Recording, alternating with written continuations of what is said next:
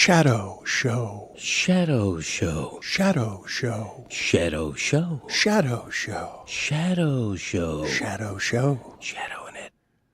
Stugotz, there are any number of ways where I have noticed that Chris is becoming his father. Chris Cody, I've known Chris Cody legitimately since he's like 5 years old, I'm going to say. It's around there. And to see him now come into the office and just say, Missoula is an odd cat. and totally accurate, like excellent, right, yeah. Excellent analysis. But this is where he's like he's his father. And then I ask a follow-up, like, oh, really? Elaborate. And that's all he had. Yep. He didn't have anything else about it. And I feel like it's how we all feel about Missoula, except for Celtics fans. Yeah. Where you're like, you're kiss the court guy. And when they ask you about, did you meet the royal family? You make it about, Jesus and Mary. You go super religious when you know that's not what they were asking you. What are you laughing about? I said Roy, because Missoula's quote was the real royal family, and it made Roy laugh out Roy loud. Roy, you're just learning that Missoula did this when he was asked, did you meet the royal family? And then he acted totally confused. And then he said, well, how could I have met the royal family when it's Jesus and Mary? And you're just hearing this Yes, now, it's Roy. the first time I've heard this. Yes. He is an unusual cat and An odd cat. An It's a odd fine. cat. You know Yeah, what? yeah. You're right. Yeah. That is a fine. I'm going to pay that fine. Is he I feel like you're good, but is he an odd cat or a strange bird? Wow. Oh, yeah, you know what? Great question. Yeah, that's a good question there. Put it I on like the strange poll. bird. Poll question. Put it on the poll at Le Batard Show, Juju. Missoula, odd cat or strange bird? Because what I'm here to tell you, and this part should horrify you, he's going to be Red Auerbach. He's a fish out of water. How about that? Oh, wow.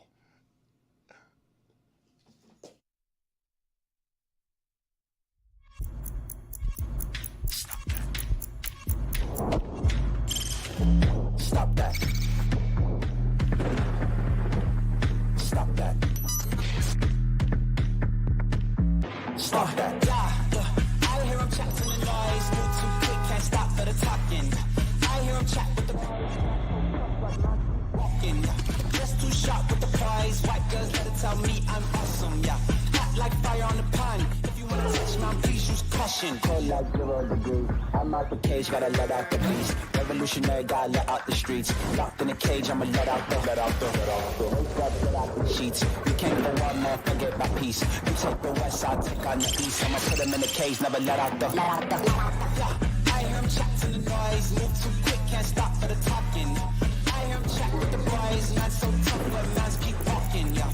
Just too sharp with the prize. White girls, let it tell me I'm awesome, yeah. Hot like fire on the pan. If you wanna touch my, please use caution. Stop that. Stop that. Stop that. Stugotz is a little high energy today for a Wednesday because the NFL trade stuff has begun happening. Stugotz is very excited for DeAndre Hopkins. Oh. I mean, how could you not be excited for DeAndre Hopkins? I got to be honest with you, Dan. I liked it better when the Chiefs were doing it without a wide receiver. Yeah. Okay, but what were your DeAndre Hopkins thoughts? Because you're excited because all of a sudden Max Crosby is with the Raiders and he's saying I'm silver and black. I don't want to go anywhere, but everybody wants to trade for him because of course you want a pass rusher. There are rumors out there of Stafford to the Vikings. Oh, wow. I don't know how real that is. Huh. But we are headed toward 3 straight weeks of election talk. yay. On this show? Well, we control that. We could talk about the NFL trade Really? deadline. Yeah, exactly. How about this? How about we already capitulate because it doesn't look like it's going to break our way, and we just try to endear ourselves to the right. What is the PTO policy again? Michael Schmidt joining us at. The World Series, October. Michael Jack Schmitz. That's not. Yeah, love that. Good old Mike. That's not the Michael Schmidt that's joining us. What? It's the guy who. What? Yeah, he's a 2-time Pulitzer Prize winner. What's that? I want to talk about Donald Trump. being quoted in the Atlantic through anonymous sources of he Not about wishes the he Phillies? had Hitler's generals. Really. Oh. There was a couple things that I saw yesterday that weren't great, but welcome our oblivion. Like the Knicks. So the only saving grace that we have in the next 3 weeks is that the NFL is going to be trading players. It's literally all I have right now. And the trade deadline is on Election Day itself. Organically, I've become a big Baker stan. Therefore, I support the Tampa Bay Bucks. Monday night was really rough. If one thing can break my way on November 5th, it's Cooper Kupp to Tampa. Is there a trade that could steal the headlines from the election on Election Day? No. Like a deadline deal? Dude, that Stafford for Stafford, Darnold thing that I saw mean, is pretty crazy. That would be bigger, Dan. Yeah, I would exchange would be more texts bigger. about that. Sam Darnold trade would be bigger. But if you thought Stugotz was merely excited about that, he's also excited because there is some nostalgia in play today. He saw the Griffies on the court last night, and Stugotz just got excited about being able to talk about a time. Now, unfortunately, also Fernando Valenzuela died. And, hey, Mike, Fernando Valenzuela died, and Stugotz wants to talk about that as well because it conjures Dodgers-Yankees 1981 for him. You never really see QB1 for QB1 trades, but in Matthew Stafford's case, you'd see it twice with him. Wow. Is Darnold QB1? Because He's it should have been QB1. J.J. McCarthy, but he got hurt. But you're right. I guess He's you're QB1. right. And he was gonna he's start the season QB1. Yeah, you're right. Well, you guys say that, but I was saying yesterday that Sam Darnold could go into the home playoff game after the bye 17-0, and I think he's losing at home to the 49ers. I'm just letting you know that that's something that I would bet right now is what would have happened if they hadn't lost last weekend and were still 6-0. I will not believe that Sam Darnold can win a Super Bowl. We were throwing dirt on the San Francisco 49er grave yesterday. All right. We'll see what happens when they're like a 6.5-point underdog with Christian McCaffrey coming back. Well, from whatever he did in Germany. Like, Oh, yeah, I don't trust that. whatever the turbocharge is. But before we get to any of that stuff, Stugotz, the reason, and I'm sorry I didn't do this earlier because Billy Gill, he can be pretty private, right? Pretty secretive. Yep. Me? Yeah, we don't know. You hide in the shadows some. We don't know a lot about. I'm here. I'm an open book. Just He's a ask. mystery. I mean, feel free to ask. Yeah, It'll well, take I'm time about to invest. I'm in about to because I'm surprised that you didn't tell us about this, and it was revealed in a news story to me. I thought Meadowlark Media should have been informed at some point that I don't know if you saw this, Stugotz, but the Shohei Ohtani ball went for the 50-50 ball here at Marlin Stadium went for $4.39 million, and the only controversy around it is that there's an alleged 18-year-old in a lawsuit trying to get the ball, saying the ball was stolen from him. And when I say alleged 18-year-old, is because Billy's been hiding that he was at the middle of that fight at that game to get that baseball, and it was taken from him, and now he's holding up. Look at all of this. Look at the video here of the ball being fought for, and you will see that Billy has video proof that we're just releasing exclusively now. Look at him fighting for that ball. He had the ball. Billy had it. Billy had the He ball. had it. He's got it right there, and the ball gets taken from him, and that's not a legal possession. That you're on your back there. Well, there's a guy also upside down, pinned down by a chair. His He arm let broken. it go. Why did he let it go? I mean, why did I let it go? It is Poor classic Billy. Billy, just to be like, okay, it's yours, and then just kind of throw his hands up. I mean, you got to bite the person or something, right? You do. What does a bite cost in a lawsuit? Billy, Not $5 million, I wouldn't think. how many people were at that game? It's just a value bet, Stugotz. Going there in the event that you might get that home run ball, that a lotto ticket's going to fall out of the sky, and a baseball that's worth more than any baseball ever is going to be in your hands, and then you're going to let it go because someone wants it more than you do. I think all the people you're seeing in that video, that was the attendance at the game. They were all sitting in that section rooting, for a chance to get the Ohtani ball. Look at that guy's stomach. I cannot get enough of the guy who is not involved in this at all. He didn't end up with the ball. His feet are up in the air. He really got taken His right out. arm is pinned by a chair. But he's got a smile. I mean, He is. Yeah. You're probably wondering how I ended up in this mess. It would only be funnier if there was like a discarded wheelchair somewhere nearby. he does seem happy and delighted to be at what was a He's in the mix. A scrum. It's a scrum. It was a scrum, but it was a scrum for among people. Look, you've seen at minor league stadiums, like they'll put a helicopter over the field and then fart 500 singles on your single A team. These 9 people, including Billy, were fighting over $4.39 million. It's like the ultimate cash grab, and that guy at the end of it just got. He jumps over a railing, Look at him. and He's he in somehow, the chair. He somehow goes through the back of the chair and ends up underneath it with his right arm pinned under the chair, and a grin on his face the entire time. But look how close his hand is. His hand is like reaching. It's pinned, but he's like, no. So the 2 people who are fighting over the $4.39 million, and if it had been dual possession, they would have had to split it. That one hand in the corner was bronze medalist on getting to that. Greg Cody is right. Yes. To be the bronze medalist is always a failure because, look, that pathetic hand just reaching out, trying to get the 2 people, trying to grab the knee or the ankle of one of the 2 people who have the $4.39 million. That guy should get $100K for effort. He should. He should. Yeah. Honestly. Yes. I mean, If I got the full 4.3, I'm giving that guy $100K. There I I mean, said it. Trying to reach with the fingers. Look at that. Yeah. I think the story was the guy that ended up with the ball wasn't even really aware of the severity of the ball. Like, didn't know, like, this is so impactful. Didn't know he was at a game where baseball history was going to be set, but ended up with the ball, I believe was the story.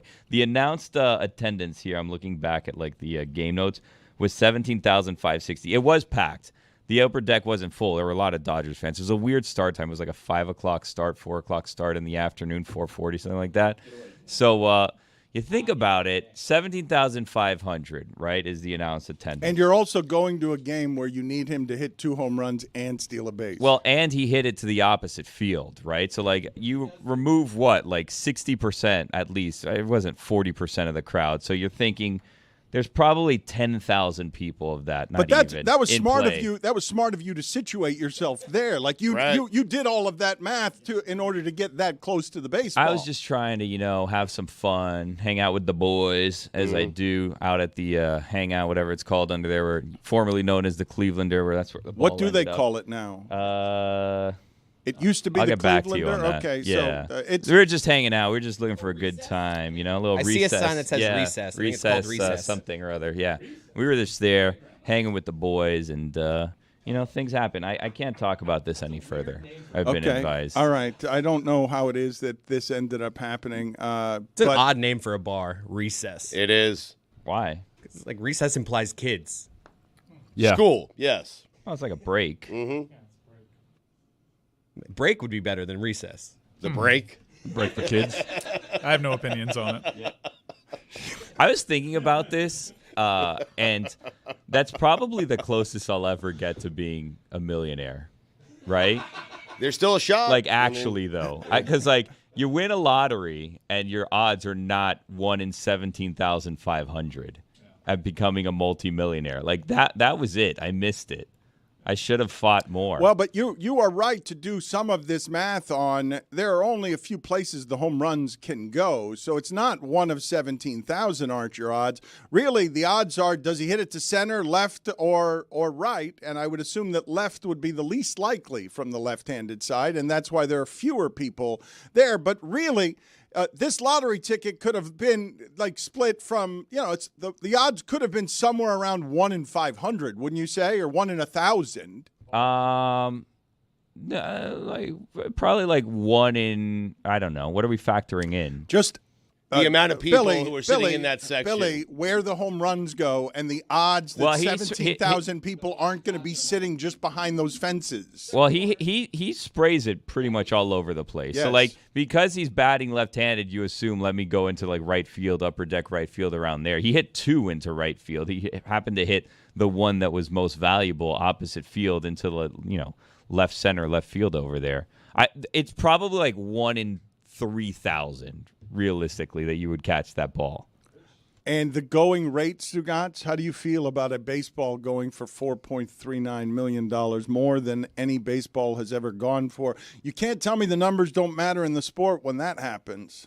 Well, it depends what someone wants to pay for it. That's the value, right? If someone's willing to pay that much money, which I would not for a baseball, then that's the value of the ball. Like, that's the most valuable baseball to be sold in baseball history, because I don't feel like that's the most valuable ball to be hit in baseball history. Do you? What would be? I mean, either Aaron's home run or Bonds' home run to break Aaron's record, or one of the McGuire Sosa home runs, something like that, Called I guess. shot. I heard on the Big Dog Show this morning that before this ball, the most expensive ball ever sold was McGuire's 70th for like 3 point something. That makes more sense to me. It does. Because at the time, that ball felt like the most important ball in the history of baseball. It did at the time. It saved baseball. It saved baseball, that ball. Yeah. Steroids absolutely saved baseball, and then they changed the way everybody played, and now they all hit the ball as if they're on steroids, every one of them. Maris family's still getting invited, though. Yeah. That's odd. Speaking of the Yankees, I want to play for you some sound here, because, Stugotz, I had not seen this from the angle that Brian Cashman sees it. Mad Dog asked Brian Cashman, the most appropriately named general manager in the history of general managers. The Yankees have spent so much money and not gotten to where they are right now, 4 victories from in a while. And Mad Dog asked Cashman a question, and he took it to a place I wasn't expecting, but it's how history gets rewritten in silly ways that get forgetful. Give me your thoughts here of finally getting back and winning a pennant after a 15-year, I don't want to say drought, that's not fair, but you understand what I'm saying with the gap. How about winning the pennant? How does that mean to you? Let me hear. It means a lot, and I hate the 15-year thing, because it completely forgets and discounts that some other organization cheated us when we were all the way in the end. If you knew what was going on, I don't think they would be advancing during that time thing. I think we would have been advancing. So I hate that 15-year thing, because I don't think it accurately reflects history. He's right. He has a personal record book. I like that. It's totally fair, too. That. Which organization is he talking about? It's such a fair thing to say, but the record books will only show Astros forever. Even if you put asterisks on it, you can't take away the fact that Cashman's going to go to the grave being bitter about that. That's not something that you get over when, hey, they got caught cheating. What? We lose anyway? What?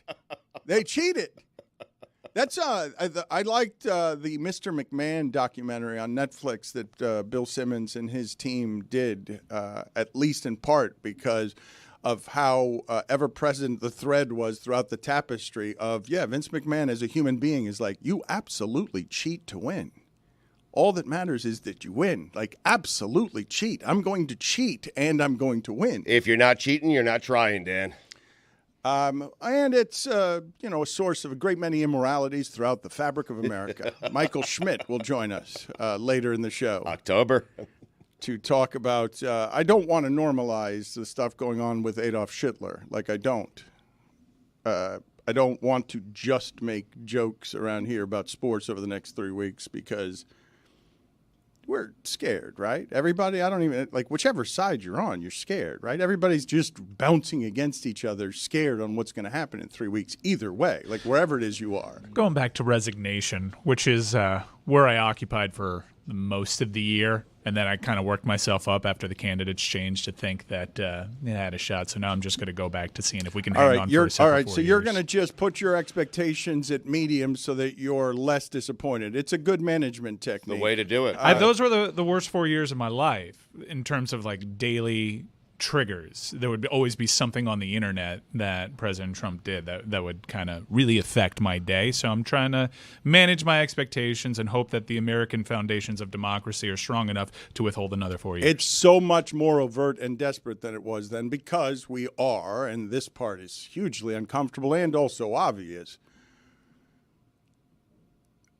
Trump, wherever he is on the stage of delirium that would infect anybody, if for a long time now, no matter how nuts they are, they're being pounded with the idea that your choices are, you could be king of America by knocking down democracy and changing all the rules on how all of this is done, or you can die in prison. Are you going to keep pressing the gas on all the stuff that used to make this a better hidden clown car, but now turns it into a monster truck and you don't know which direction it's going to go in? And very few people are willing to drive it. This guy just trampled Chris Christie and a whole bunch of people, a bunch of losers in the Republican Party with a monster truck, and the only other one willing to drive it because it'll either blow up in your face or you'll have all the power is Elon Musk. He's the other one who's willing to drive the monster truck. But it's more overt, like wherever it is that Dennis Quaid is doing the Reagan movies that get 18% from the critics but 98% from Rotten Tomatoes because there's a movement on the internet to change how you look at everything you're seeing, where you can't believe anything. You're going to get ball sacked every day. I'm going to get ball sacked. So we're not saving this for Schmidt, huh? Michael Jack? Did you know that Cooper Kupp once held Zach LaVine to 4 points in a high school basketball quarterfinal? I don't believe it. No. Yeah, that's what he told Matthew Stafford on a podcast. Really? Yeah. I was watching that while Dan was talking. Stafford to the Vikings.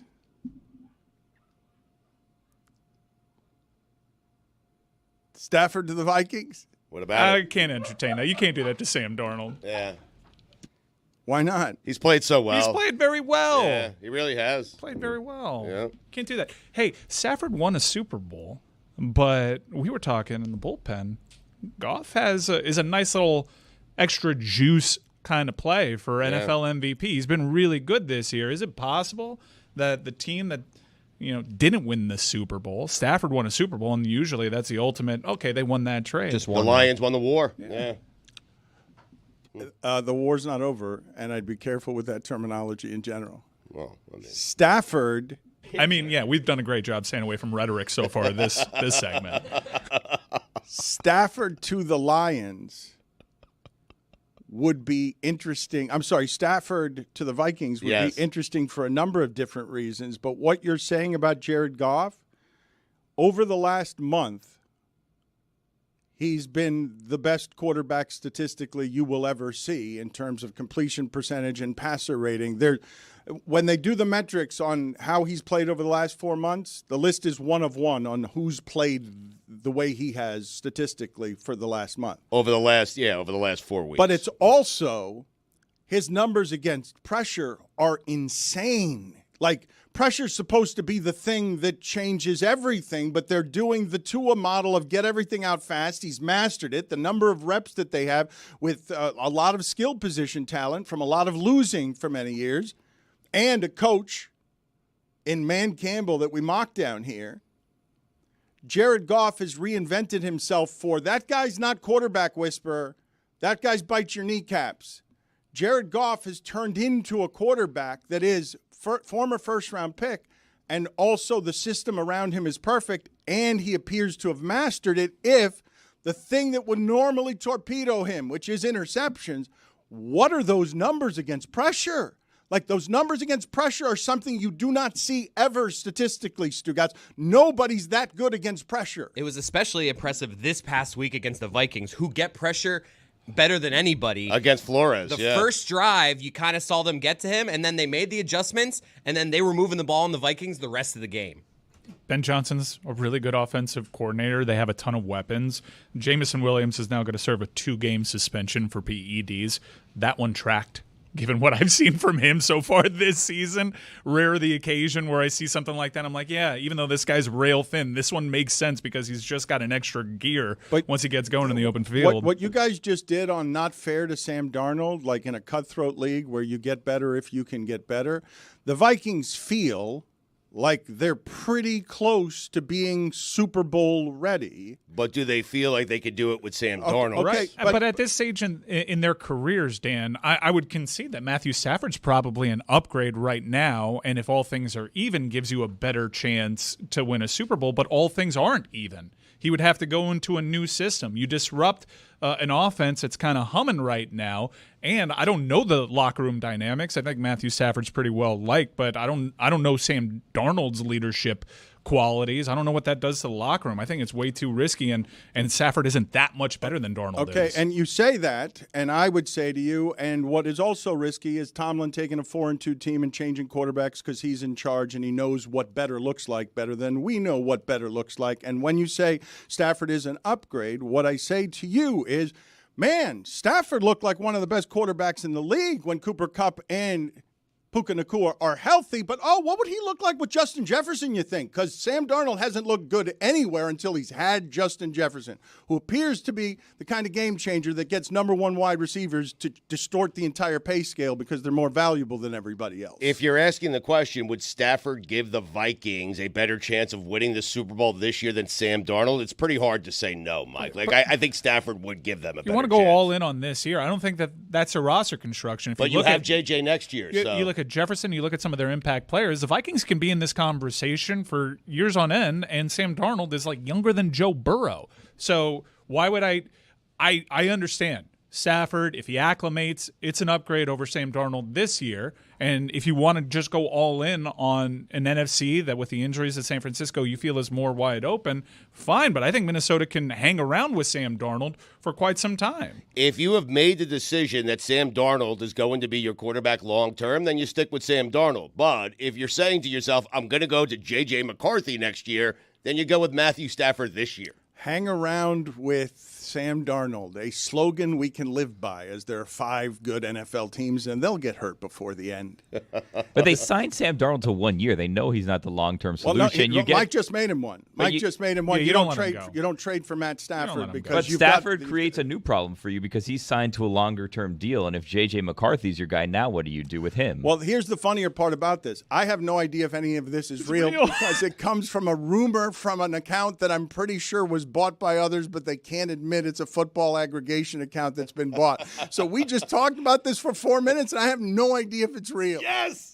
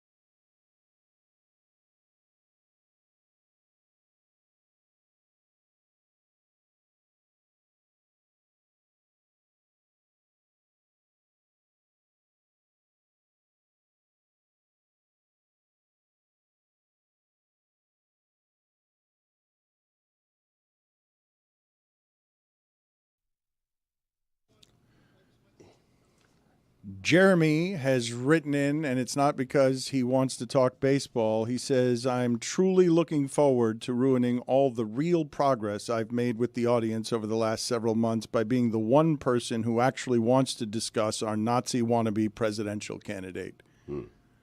Down the middle, Chris is just nodding like Eli Manning listening to Ed Reed. What goodwill has he built? I don't know. I don't know what he's done over the last month. He thinks he's created goodwill. I don't see it either. I don't. So I think It's his goodwill. I mean, I'm just taking in all the information, still deciding. Yes. Okay. So Michael Schmidt is with us. October. I am long on the record of like you got to kind of take sides right now. Okay. I mean, like you can't be on the fence. Just taking it all in, Dan. You can't be on the fence this late in the game. And Michael Schmidt is doing real journalism out there. He's he's won 2 Pulitzer Prizes, and he comes from sports. And he recently interviewed Donald Trump's former chief of staff, John Kelly. This is 3 times on the record, on tape. This is not AI. And let's play this sound here for the people. That is the Cashman sound. That is not what I need right there. That is clearly. Give me your thoughts here. Funny. Yeah, that is Brian Michael Cash. Jack. I would like Michael Jack Schmidt's opinions on that Cashman sound. So video. When I tell you video before the segment, I'm going to the fascism clip. It's not Brian Cashman, and it's not Mad Dog. I can understand the confusion, though. Yeah. So this man is a very big professional here, Michael Schmidt. He does good journalism. We do not. Let's play the correct sound, please. What do you think? Do you think he's a fascist? Well, I'm looking at the definition of fascism. It's a far-right, authoritarian, ultranationalist political ideology and movement characterized by a dictatorial leader, centralized autocracy, militarism, forcible suppression of opposition, belief in a natural social hierarchy. So certainly, in my experience, those are the kind of things that he thinks would work better in terms of running America. You know what, Lewis? I failed you here, and I failed Michael Schmidt as well. You had it right the first time. Yep. Let me ask Michael Schmidt, who used to cover the Mets and the Yankees, for his opinion on this sound, please. Mm-hmm. Give me your thoughts here. Funny getting back and winning a pennant after a 15-year. I don't want to say drought. That's not fair, but you understand what I'm saying with the gap. How about winning the pennant? How's that mean to you? Let me hear. It means a lot, and I hate the 15-year thing because it doesn't. It completely forgets and discounts that some other organization cheated us when we were all the way in the end. You know, if you knew what was going on, I don't think they would be advancing at that during that time thing. I think we would have been advancing. So. I hate that 15-year thing because I don't think it accurately reflects history. Michael Jack Schmidt, you are October, sir. Go ahead and tackle whichever one of those you want. All I ever wanted as a kid was to be Mad Dog. I grew up on Mad Dog, and it was a really important part of my childhood. Like if I could have taken callers for a living as a sports talk radio host, like I would have done that.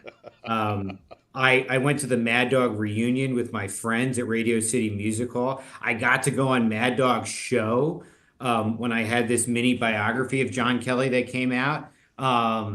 You know, I love the guy. I love him to death, and he said some really nice things about me that I always send to my friends, even my friends who never pay attention to anything that I do. Yeah. And you know, Mike and the Mad Dog were just so important.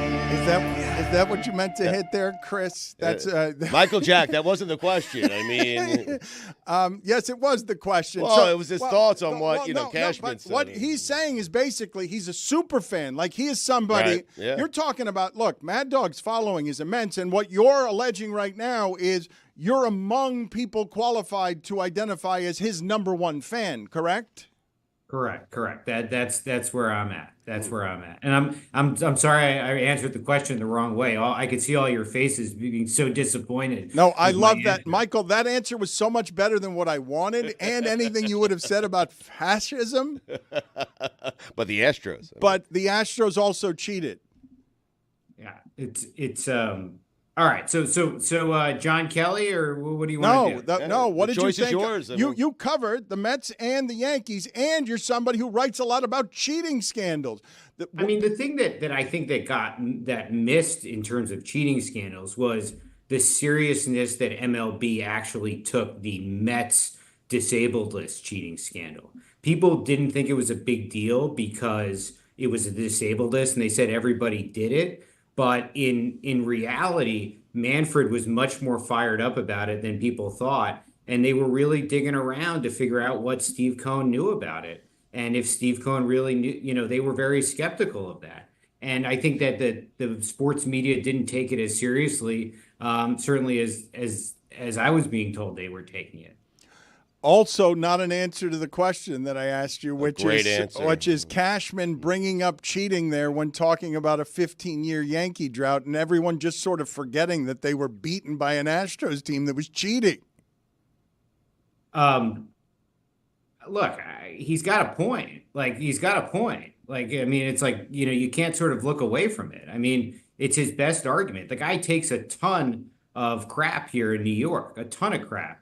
And if you look at the record of the best teams in baseball since 2000, the Yankees have the best record almost by far out of every team in baseball. But every Yankee fan just complains and complains and complains. Mm-hmm. And as a Mets fan, it's incredibly infuriating. We made the playoffs. That's a huge deal for us.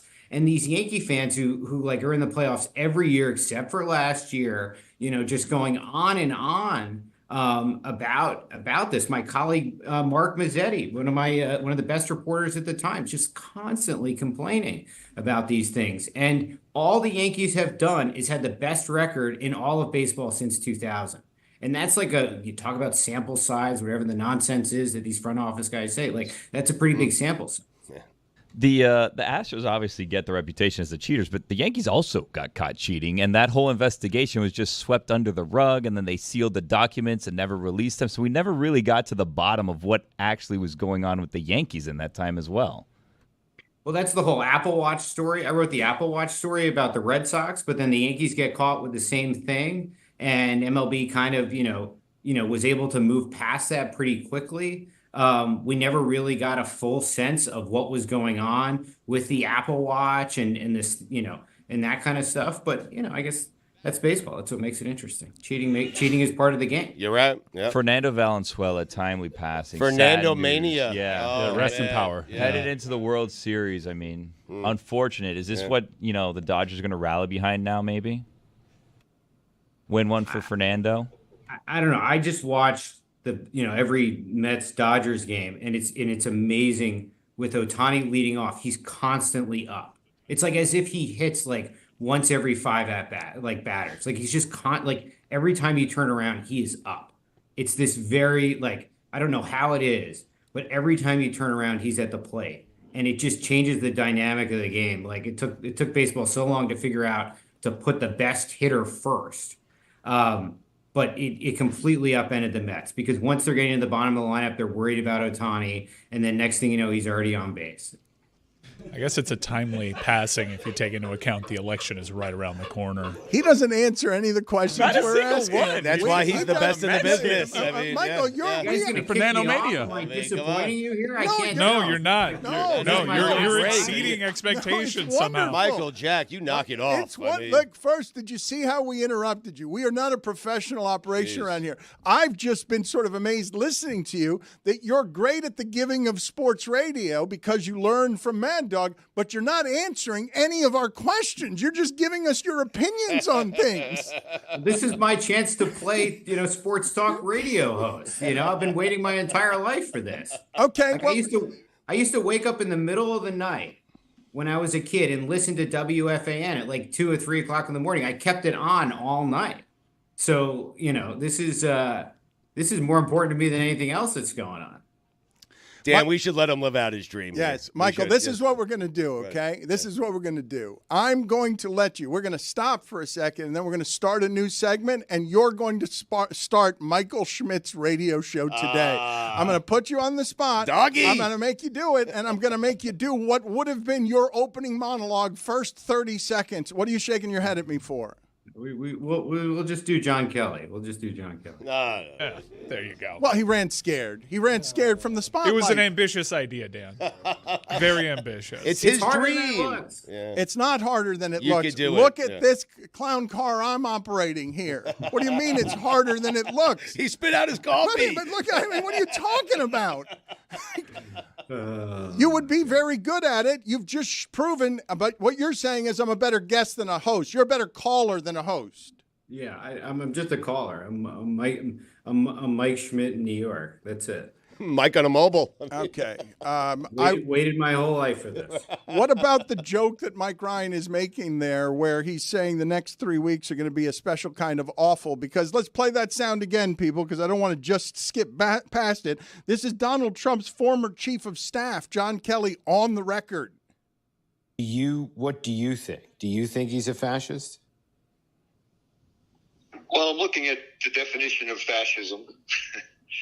It's a far-right, authoritarian, ultranationalist political ideology and movement characterized by a dictatorial leader, centralized autocracy, militarism, forcible suppression of opposition, belief in a natural social hierarchy. So certainly, in my experience, those are the kind of things that he thinks would work better in terms of running America. Is that a valuable Mickey Mantle card behind you? Is it? I think it is. Is that? Wait a minute. How much is that card worth? What is that? This is my stepson's Mike Piazza card. And not and the same. These are baseballs that he hit. Right.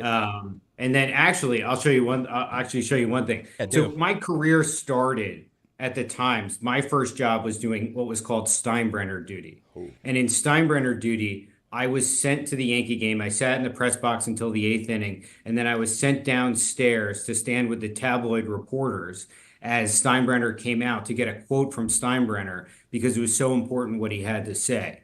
And I would stand there and I would get this quote and I would run it back upstairs to the beat writer. And that's how my career at the time started. That was the first assignment that I had, and I took it as seriously as I could, and I loved it, and I loved it to death. And the most favorite thing that he's getting up now. Out of all this is when I was a kid, my father and his friend Michael Stern were at this fancy steakhouse in New York called Ben Benson's, and Steinbrenner was there, and they went up and he signed a bill to my sister and I, and he said, "To Molly and Michael, best wishes from their Yankee friend George Steinbrenner."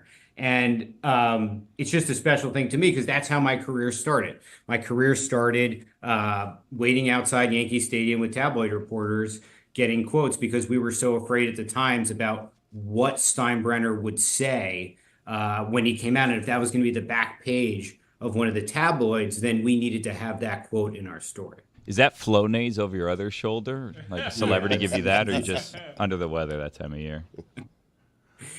I have allergies. Way to go, Billy.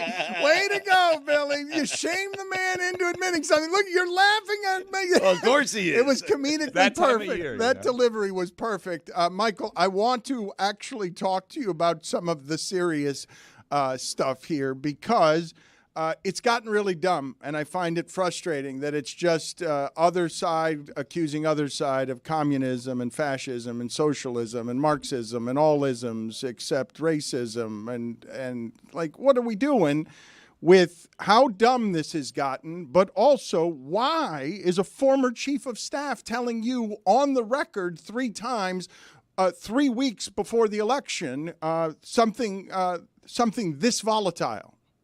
So here's what you have to understand about this. So there is no person who probably spent more time with Donald Trump than John Kelly when Trump was president. Because Kelly was a 4-star Marine general and has had had a long, strong military career and reputation, people have long wanted to hear what he's had to say.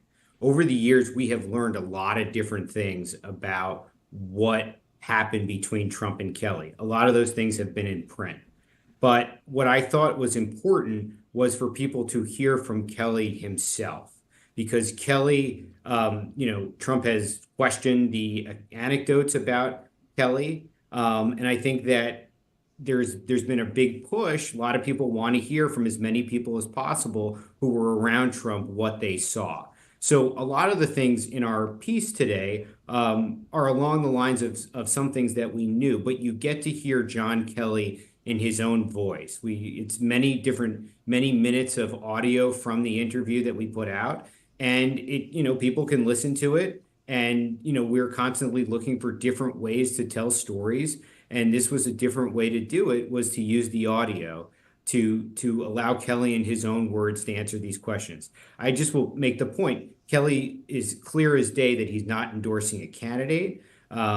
He didn't do this willingly. This is not a person who wants to be part of politics. This is not a person who goes on television. This is not a talking head. This is not someone who sold a book. But this is someone who saw Trump's comments in recent days about using the military domestically on American citizens, and was so bothered by it that he thought that he had to speak out, and in the course of that answered questions about Trump. Okay, so there are some things here that are pretty easy to identify no matter what your politics, okay? Police force arguments right now can, if we're talking about fascism, become very quickly military police. Like, that's one of the things that's an undercurrent here on everything that's happening as democracy seems to be swaying in the balance over the next 3 weeks. Can you explain to me how it is, Michael, as someone who has a great deal of expertise all over this, that Donald Trump, what he is doing, has our country right now divided by polling in a way that feels 50-50, and the misinformation and propaganda has worked so well that when I read something in the Atlantic, that quotes people credibly to me, because there's a vetting process to get that done, but nobody is making distinctions now between what is credible journalism and what you see on Facebook. When the Atlantic reports, quoting Trump, that he wishes he had Hitler's generals, in a story that also has, well reported what seem like facts on him being racist. What is America to believe, and forgive the length of this question, what's real and what's not real when we're not making distinctions between what's on Fox and what the Atlantic is doing that is credible journalism that is hard to get published? I mean, I guess I'm just saying it comes back to the audio. Like, if you have questions about this, just listen to the audio. This is John Kelly in his own words, speaking out about character and fitness and saying to the American public, I'm not going to tell you what to do. I'm not going to tell you how to vote, but I believe that you should strongly consider an individual's character and fitness when deciding how to vote, and that is more important than policies, because character and fitness can really lead to an unsuccessful presidency. And what Kelly is basically saying is, I saw this person up close, and this is what I saw, and the American people can make their own decision. But I think it's worth highlighting to them that character and fitness are among the perhaps the most important things when you look at a candidate.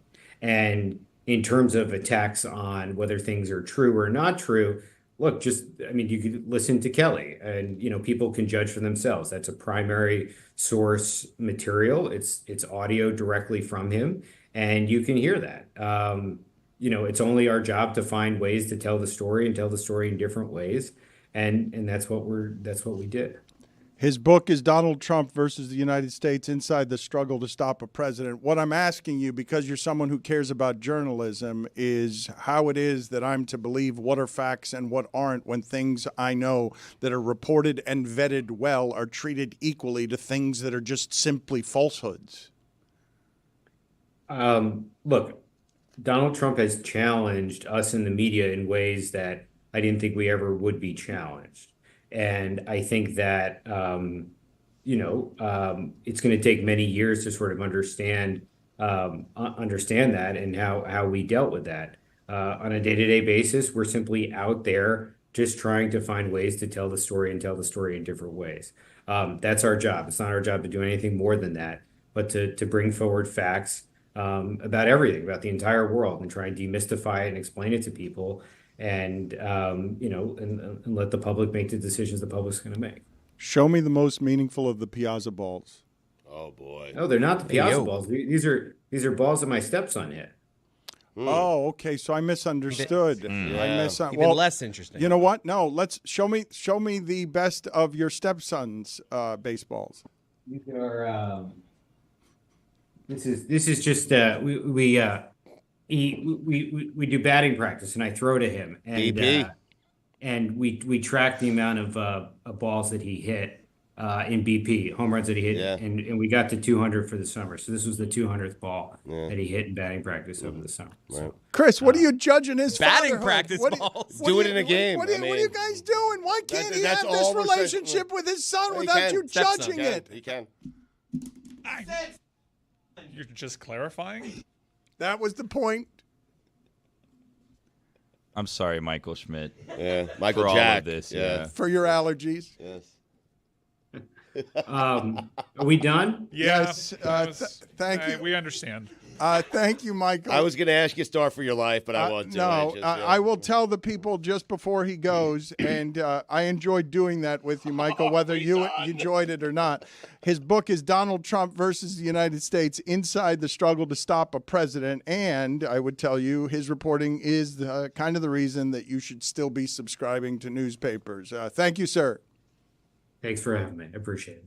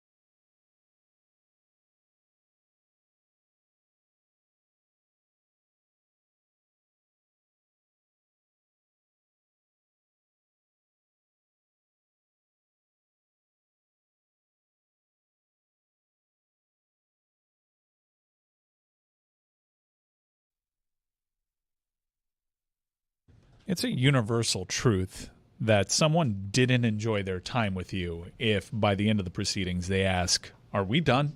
Yep. I thought that was fun and enjoyable. I misread that. I think I screwed it up at the end. You did. That was mad awkward. You upset him. Heavy-handed. Yeah. I thought we lost him at Billy with the allergies. Yep, it is. Actually, no, I agree. It was Billy's fault. No, guys, look in the mirror. I mean, Mirror, wow. Billy, he deflated when you asked him that question. Oh yeah, no, it was definitely me, not anything anyone else said about his children at the end. He said stepson like It 6 wasn't, times. but it wasn't Yeah, an but important correction. you Once I devalued- made the mistake. You devalued the balls that he had proudly on display. I wasn't doing that. No, Well, I mean, Chris it did. just kept. It went from a Mike Piazza ball to a stepson to a BP. Look, Like, what are we doing? We started at a Mickey Mantle card. We ended up and at we a ended up BP. with BP. So, yeah, I can understand, but we didn't need to call it out from him. We just got off to a really bad start. Really, I thought we pulled it out into a win because, okay, this was this is odd, but I it's told fine. his son to do it in a game. I mean, You just had my back there for some Look, reason. okay.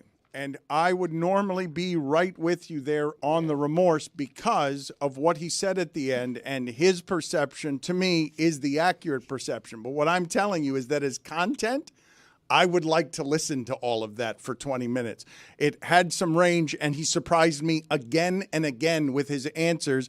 And I thought we'd connected over sports, and so I could fool around with him a little more than I should have. At one point in the middle of that, I thought it was going so well that I wanted him to do his own radio show for us. That was a heat check. That was a heat check, no doubt. But I understand how you got there. You're a good producer in that way. Let's double down. Let's see what we got here. All in all, I think that those that hung around kind of thought, yeah, that's memorable. given how we framed the guest, most of the people that had no interest in that probably already left the YouTube. Okay, but I didn't mean, and I wish to repair. I respect and admire that person a great deal. His work, We all do. His work is important. You're on the fence. He You're will right never on be that. on I'm this just show down the again. middle. He will never be He will here never again. be on this show taking again. it all in. He had his arms crossed the entire Yeah. time. No, he would come back. No. No. He would not Sullivan, come back. book him No. next week. He would Yeah, not I come doubt back. that. Come back. I'd like him Don't do tomorrow. that. I'd No. like Sullivan to, tomorrow. I would love to Guys, talk read to the him room. every day right up until the We're election. just going to keep adding layers to this. Samson, what are your thoughts Multiple here? Schmitz. Nothing Personal is the name of the podcast. He does it every morning on YouTube, 8 a.m. Eastern. And as a solo show, I'm telling you, no one in the solo business of doing this is covering as much terrain in 50 minutes anywhere in sports as he is. Let me ask you, I don't know how much of that you heard or didn't hear. What is your appraisal? I thought it was 20 excellent minutes, soiled only by the fact that he didn't like it at the end. I understand cubing a BP ball. I cannot understand how would it be that front and center of your collection given what he's been able to do, because that's just not cube worthy in the frame. I don't love being referred to as a stepson. That's always a tough one when you're the stepson. Do you want to be the son? Do you want to be the stepson? Does it mean you're not loved as much? Is it a Cinderella thing? So I think there were a lot of issues there, and we got completely derailed by what you were trying to accomplish, which was the wrong sound. You got any stepson BP balls behind you there, David? Yeah. No. Jeez Louise. I do not. Those are actually Mickey Mantle balls. But show Mike Schmidt what a ball, like a ball worthy of being on your television screen right Samson, now. I would not be Give surprised him an at all example. if he actually had a Mickey Mantle testicle back there, an Oh, it'd be great. actual Right. ball. The best one behind me is the Muhammad Ali that he signed opening night of Marlins Park. Man. And it's very shaky, the signature, but it is the signature well, nonetheless. What? You can't say that, David. Come on, dude. That It's night- as descriptive as stepson. Okay. Come on. That night was offensive. That whole night that you dragged Muhammad Ali out there to do that for He your was- ballpark. He was fine until like a half hour. We had to delay the festivities because he had an episode, and we figured that we couldn't delay it much longer because the game was on national television. Right. And so he agreed that we would have him out in the golf cart. It was not ideal. It was not what we planned. Stugotz. Yeah. Stugotz. Yeah. Okay. And in the untold stories that David Sampson has in a book that if you want some great content, Mike Ryan talking to Sampson about the logs that he kept on his Marlins records are amazing. But this story around Ali, and he can barely keep the smile off his face, even though this entire story is offensive. Like what I am telling you is corporate greed at its very worst. Yeah. Ali had a tenuous connection to anything Miami baseball related at best. And they brought him out there as an act of commerce to open up their stadium. And again, he had an episode that I believe he's reporting for the first time. I haven't heard that before. That was like a half hour beforehand. That game was delayed. That game was delayed for a long time so that they can drag Muhammad Ali out there in a golf cart held by the elbow to just be a piece of legacy. What you guys did there was gross.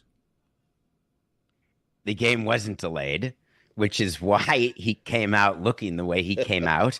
And his family does not regret that. That's the least offensive thing I've done to that family, given all the things that I've Jesus, done. David. That Weird was flex. that was not the problem. When did Ali sign the baseball? When? Before he came out, he went into the clubhouse and took pictures with all the players who crowded around him and wanted to meet him.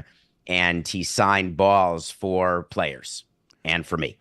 What was the nature of the episode? It's Parkinson's related. He just it's what happens when you're afflicted by the horrible disease that I've tried to find a cure for people, including 1, 2, 3 Brett. And as you get older, it gets bad, and you have moments where you just can't move.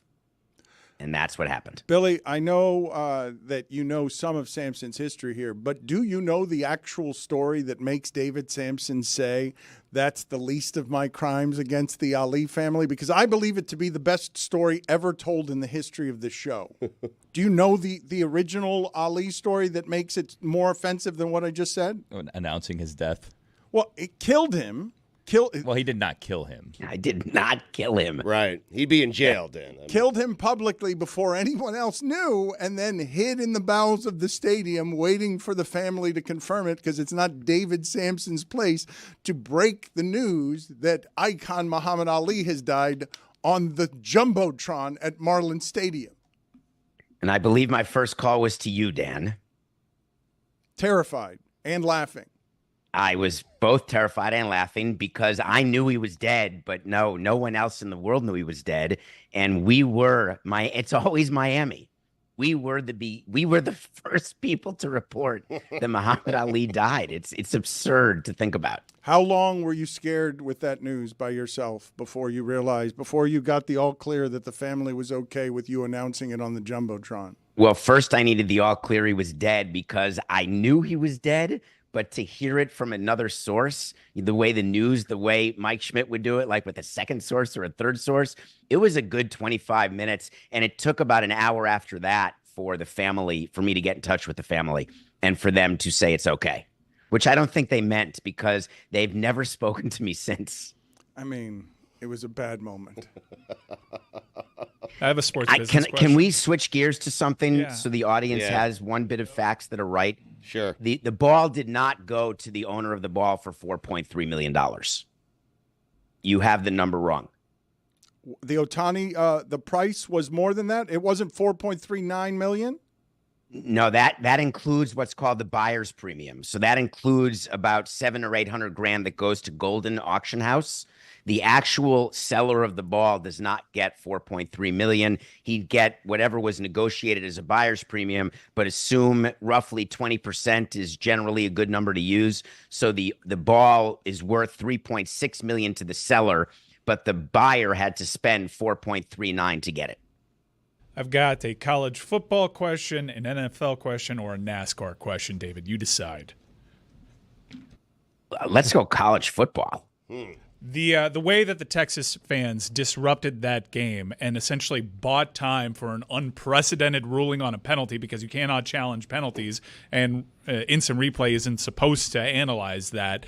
From a stadium operations standpoint, I've seen that people that have been receiving text messages from the University of Texas saying they were spotted throwing stuff on the field well after the incident, saying that they will no longer have valid tickets for the remainder of the season. What was your take on how everything went down, and does this establish a dangerous precedent in terms of how games are decided? I was actually watching this live from a studio, and while it was going on, and my first question was that I didn't realize that it was not reviewable, because that would have made things easier.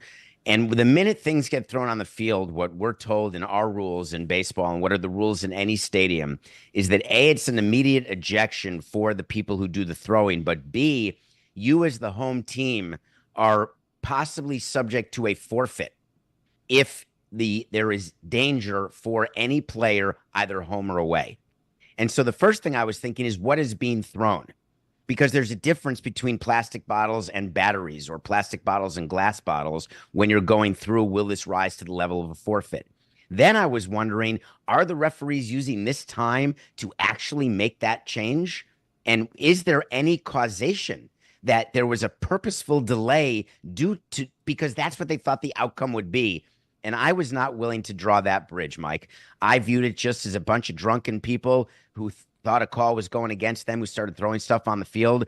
And to me, Matthew McConaughey got it right in his letter to the fans, where he said, that's not what we do. I think he used the word bogey in his letter, he did, which I didn't really understand. Well, and then Billy said, though, that he's not any good as an actor. That's something Billy said. Mm-hmm. Yeah, Matthew McConaughey, he's won an Oscar. Here and mind his own business. I mean, a lot of people have won an Oscar. He's overrated. You did that yesterday, though. I said he's not a great actor. That's what I said. Matthew McConaughey is not tier 1 of actor, but he clearly is in the top 4 tiers. How many given tiers his are range? There? Just when you go from Dazed and Confused to Dallas Buyers Club, you deserve to be on a tier. But I just don't know. That letter you just showed, didn't it have the word bogey in it? Why are you doing this again? It's like in the third paragraph. Why do you want to because do that? It made me feel ignorant. It says bogey move. Bogus? Yeah, what's a bogey move? Well, it's not par. Based off the context, I'm saying it's less than par. I thought it was bogus. No, below average. It wasn't a birdie. It was a bogey. You want to analyze what the bogey means. There are some good bogeys. He capitalized it, so maybe we Great don't. bogeys. Some great bogeys. Oh God! While bogey's bad in golf, if it's above par, would Right. that not be good behavior? There's some good bogeys in If you golf. apply context, Yes. there are some good bogeys. Mm-hmm. This was a good bogey. They got the call changed. Again, Billy said that he wasn't much of an actor. I think that. How about the Wolf of Wall Street scene? Thumping his heart. He was just being himself there, though. That wasn't really acting. Yeah, ad-libbing. That's a great question. Can't it be considered acting? If you play yourself in a movie, is it by definition not acting? I think it's still acting. I mean, Nicolas Cage acted the hell out of acting like Nicolas Cage. It's a cameo. He did. Nicolas Cage is a great example where he's always acting, but it's still acting. John Malkovich. Being John Malkovich, totally acting. Yep. Who's your tier one? Just out of curiosity. Yeah. Tropic Thunder. Dustin Hoffman Right. Wow, is a tier one. Jack Nicholson is a tier one. Yeah. Clint Eastwood is a tier one. Robert Redford's a tier one. De Niro. Daniel Day-Lewis is the top of tier one. Fair. Robert De Niro is tier 2 or 3. Daniel say Day-Lewis. Denzel, man. Daniel Day-Lewis coming out of retirement. Yeah, we talked Well, he's about doing that for his son, as he should. Yeah. Not his stepson, just his son.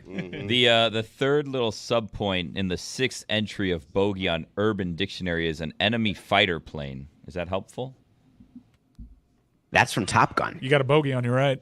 There you go. Exactly. And Sidney Poitier, man. What is it?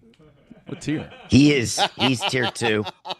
Tier 2. He's tier 2? Tier 2. Tier 2. What the hell are you talking about? Tier 2 is fantastic. How many Roy. tiers Tier are 2 there? Tier 2 4. is Hall of Fame. He made it 4 tiers. Did Big Cat do this?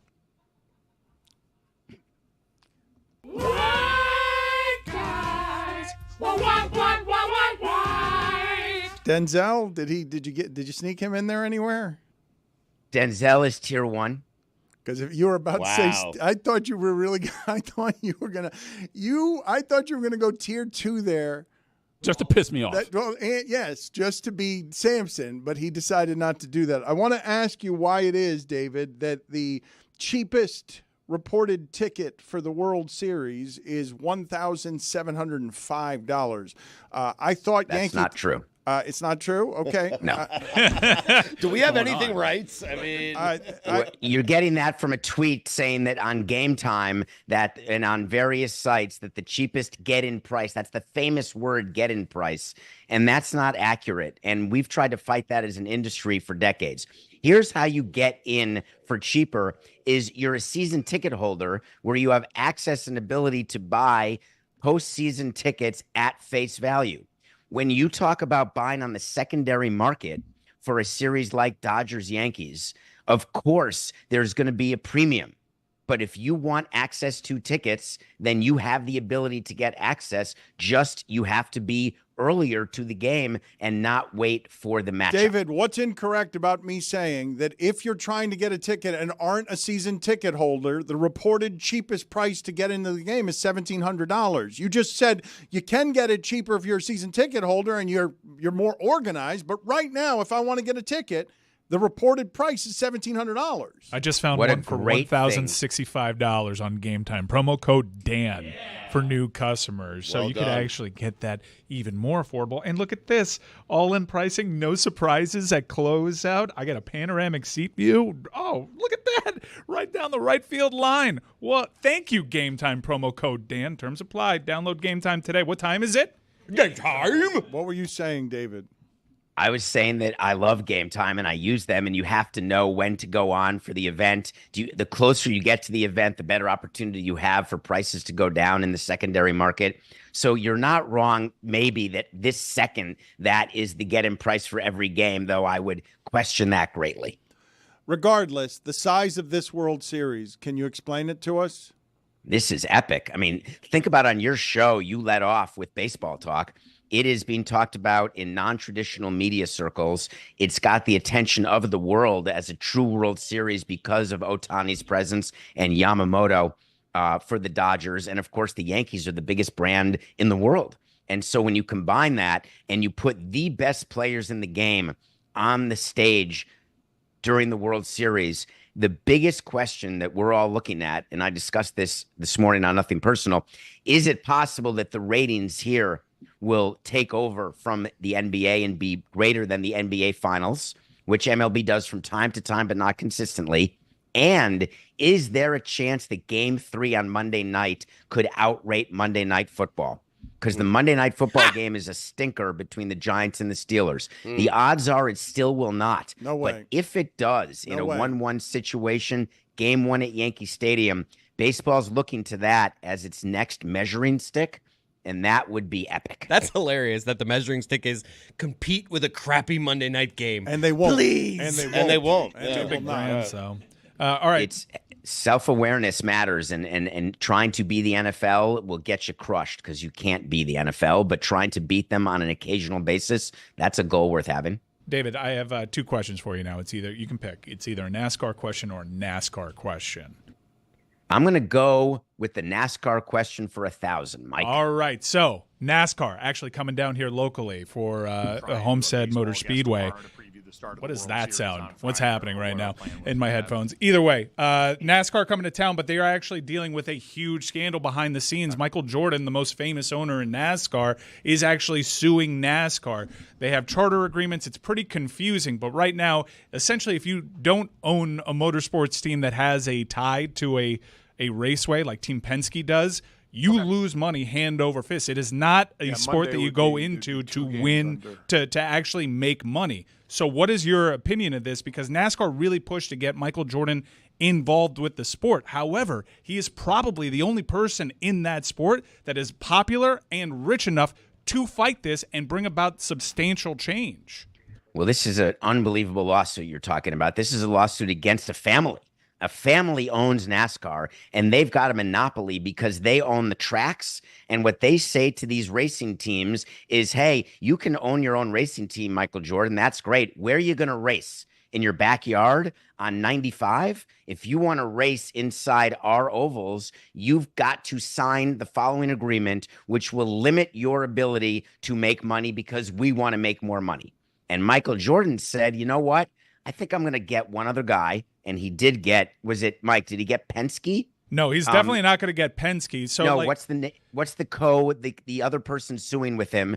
I think there's like Front Row. I think there's 3 teams, and the most famous is by far 21XI, which is co-owned by Denny Hamlin, who actually He doesn't actually race for that team. He races for another team. I believe he races for Joe Gibbs, but he owns another team. Essentially, the France family, it is hard to actually get everybody in lockstep, which is what Michael Jordan is trying to do. Rally the troops, and let's have a proper lockout here as we challenge this in federal courts. However, some motorsports teams like Penske, who I think has a stake in, who owns the Brickyard in Indianapolis, one of the most famous motorsports tracks in the world, they actually get so much more money from having a stake in these tracks that they will never break this picket. They will never cross a line because they get so much more money than the other teams. The only way to win this is through an antitrust challenge in federal courts.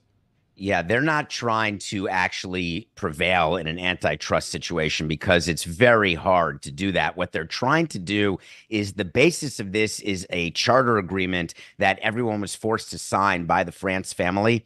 And what Jordan's trying to say is we'd like to be able to negotiate that agreement because you just hand us something and say, sign this or you can't race in our tracks and be a part of NASCAR. And what Jordan's saying is, without us, what do you have? And what France is saying is, the family, well, we don't have you. That may be true, Michael, but we've got every other team who signed because every other team signed the agreement but 2.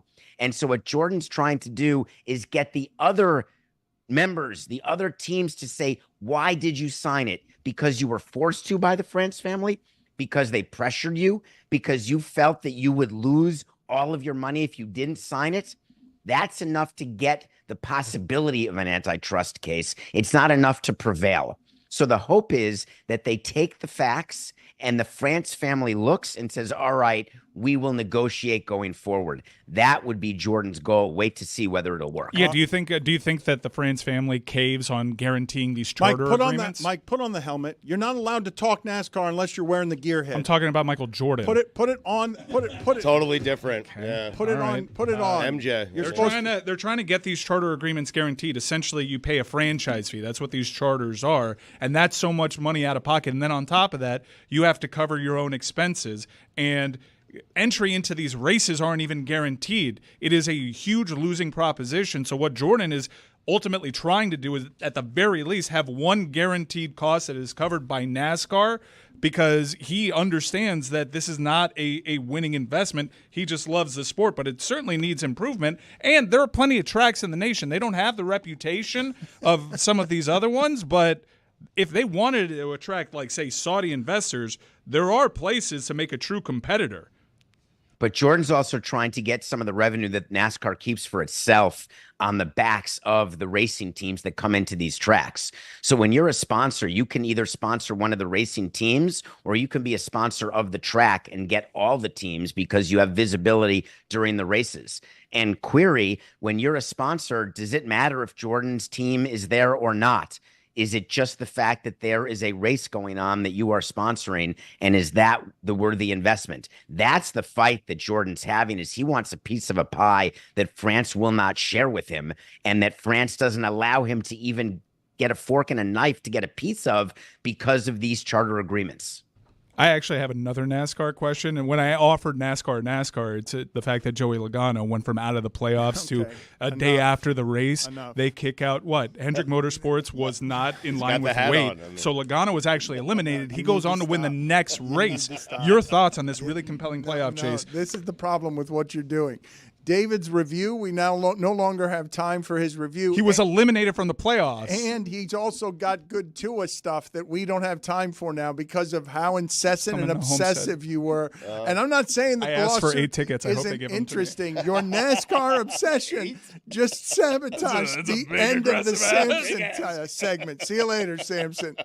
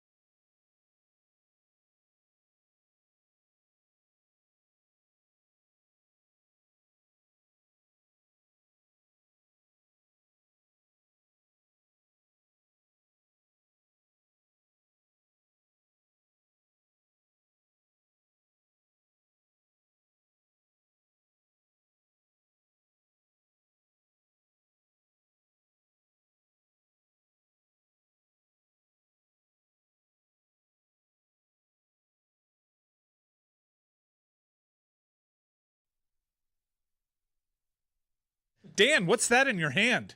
That was very natural, Mike, but I'm excited about this. It is a coloring book meant to celebrate our 20-year anniversary. We've always prided ourselves around here on having a different artistic look, and I like some of the pictures here.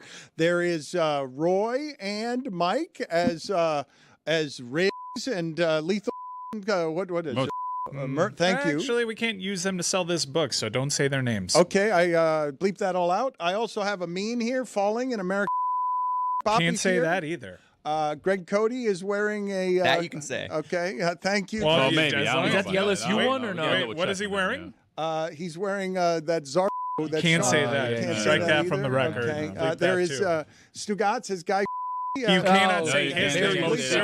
No. That mayor of Flavortown, Dan. That book is so much thicker than Stugotz's book. LeBatardAF.com. It's a lot of fun. I urge you to check it out. We have failed again as a show, and not just because we played a Mad Dog highlight when I was talking about fascism. We've also failed because we have not... That happened. That did happen, yes. Did, yeah. We have not talked about basketball yet today. Jason Tatum has a line no Celtic has ever had, okay, where he goes 37 points, 10 rebounds. He shoots 14 of 18, shoots 75% or better from the field. They are the most disrespected NBA champion in NBA history. No one takes them seriously, and they're really, really good. We'll get to that in a second. They were the best team by far, not even close, all of last year. And they don't get enough credit for that because they beat a 4 seed in the final, and everybody knows that it wasn't Jokic. They wanted it to be more satisfying. Regardless, beyond that, LeBron and Bronny had father-son moments that Billy has some objections to. One of them had a lot of cameras around it, the prank of Lucky Charms in the car. There were an awful lot of cameras there for whatever it is that was. It was a Nike commercial. Oh, Lord. And beyond that, Stugotz, you've got the Celtics. Ray Allen showed up again last night out of nowhere. I thought those guys didn't get along. So Charlotte is in Boston. Amin is in Boston. They've got Oddball. It's returned. It's every weekday but Monday. I think TNT went away to commercial during the banners, I think, which they should have. I hope that's what happened. What were your thoughts last night? And thank you. It's been a long time, Charlotte, since we've seen you. I know, Dan. I'm thrilled to be back on the court with all the on-court action. No, I mean, it was, good. It's a thumbs up. It was amazing to see the banner Charlotte, go up. What kind of return was that to our airwaves? Back just on the court. Stumbling around, running Dan, in circles, inefficient with your commentary. I just know you enjoy it so much that I wanted to give you what you've been missing during the offseason. Thank you. We've missed you. Continue. No, it was one of the, I've never seen a banner raising ceremony. I mean, had you seen it? No, never in person, and still not in person because I watched it from the media room. Yeah, Amin wasn't out there, but I was out there, and it was really cool. I mean, I think it helped that it was the team that I root for. Stugotz, I love hearing you say they're disrespected and they deserve more respect, but it was to see. I also got to hold the ring, which was pretty cool. You got to hold the actual ring? Yeah, I did. When did this happen? When I was just, palling around backstage, as I like to call the bowels of the stadium. Meanwhile, I was stuck in media dining. By the way, Dan, I got to correct you on one thing. It's every day but Friday now. That's right. Wow. The new season, new schedule. We work Mondays. We take Fridays off now. Mm-hmm. Okay. I didn't know. I wish someone had told me. You're That's part of the fine. Oddball as part of the network. I think I should get that right when I'm delivering the information on things we're promoting on our show as part of our network. The Celtics last night, Josh Hart says we should drug test them, and he's never seen anything like that in his life. They come out and just bomb everybody with threes, more threes than we've seen in a game. Please explain to me, why Josh Hart is saying that. Knicks fans were crushed last night. That lovable team that they love so much, underdog, Hartenstein, offensive rebounds. Now it's attack Karl Anthony Towns. He's not going to be able to defend without Gobert. Yeah, well, Dad, when you talk about Josh Hart, he feels discouraged, hungry, and malnourished. And how could he not when the Celtics hit an NBA record three-pointers against them, or, tied an NBA record of three-pointers made, And that's having missed the last 13 straight three-point attempts. They tried to break the record, and some folks across the aisle said that ain't happening tonight. But if you're the New York Knicks, one of the big issues is chemistry, and especially on the defensive end, where many of those three-point makes were wide open variety. I don't understand why you went Obama there for all of the analysis. Why did you do that? Because he's a big basketball fan, Dan. Haven't you heard? Because he's on starting five? Because he's making documentaries with LeBron and Jimmy Butler? I'm sorry, Dan. I never meant to hurt you. I'm just telling you what happened in the game last night between the Knicks and the Celtics. Mike, how did you feel watching any of that as a Heat fan, as the Celtics ran roughshod over the entire league? And look at how radiant Charlotte is. You have Mike watching that? Have me watching that? No, thanks. I was locked into Sens Hockey Club. That a boy? You were watching the Panthers lose by 100 goals? It's gone all right, man. The world champion Panthers, too. Give a reigning champion some respect. Yeah. Thank you. Losing it. No, I would never watch the Boston Celtics. Minnesota. I don't care. Pay me to watch that. I mean, were garbage. you surprised to see Ray Allen out there with Paul Pierce and Kevin Garnett? A little bit. I thought there was going to be a lot of venom in the building for him, but instead, I said to myself, hey, Walter Ray Allen, one of the greatest shooters of all time, and there was nothing but love in the building for him, Charlotte. We saw them in the tunnel right before they came out with Larry O'Brien. Yeah, I tried really hard to get all of those guys to talk to me. And the best one, you'll like this, Dan. Ray Allen was walking, I think, with his two kids. Yeah. And he was walking by me, and I had a microphone in my hand, and our wonderful producer, Antonio, had a camera, so it was pretty clear what I was trying to do. And I sort of started approaching him, and I said, "Hi, Ray." And he goes, "Hey," and then just keeps on walking. And I was like, that is a real pro-veteran move, my friend. Touche. He's got to pick a side already, right? Like this whole Heat-Celtics situation.